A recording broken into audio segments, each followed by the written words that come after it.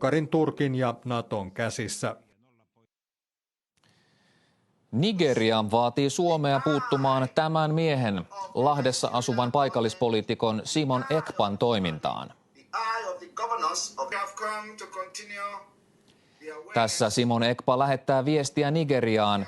Ekpa sanoo, että hän johtaa kapinallisliikettä. Nigeriassa järjestetään presidentin- ja parlamenttivaalit ensi viikon lauantaina, mutta kapinallisliike yrittää estää vaalit ainakin Kaakkois-Nigeriassa. Sinne separatistiryhmä haluaa itsenäisen valtion, Biafran, ja kaikki keinot ovat sallittuja.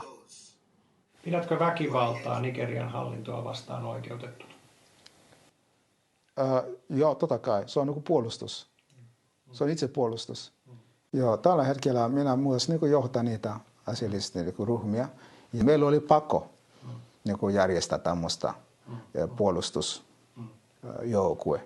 Ja se puolustusjoukko on tehnyt hyvää työ ja edelleen tekee. Mitä itsepuolustusjoukot tällä hetkellä eniten tarvitsisi Biafran alueella? No, totta kai me tarvitsemme aseet. Ja se on aseet. Me tarvitsemme enemmän aseita. Simon Ekpa on Suomen kansalainen ja hän on toiminut Lahdessa paikallispolitiikassa kokoomuksen jäsenenä. Ekpa on alun perin kotoisin Nigeriasta, missä hän vaikuttaa maan kaakkoisosassa sijaitsevan Biafran itsenäistymisen puolesta. Biafra on koko tämä kartalla väritetty ala kokonaisuudessaan ja Simon Ekpan ilmeisesti johtamat joukot toimivat täällä 5 osavaltion alueella, jotka on merkitty karttaan keltaisella.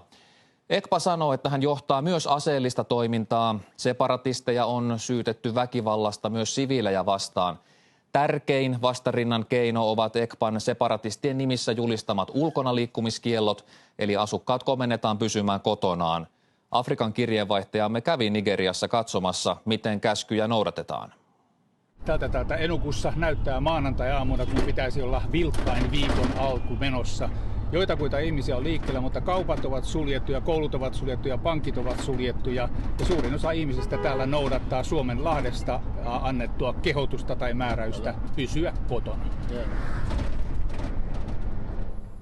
Tuolla Enugun kaupungissa ihmiset pelkäävät. Kirjeenvaihtajamme Pasi Toivonen tapasi tämän perheen, jonka äiti ammuttiin, koska tämä uhmasi kieltoa mennä kadulle. Hän meni torille myymään vihanneksia. She can give you her all. She can go naked for her family to be okay. She used to say that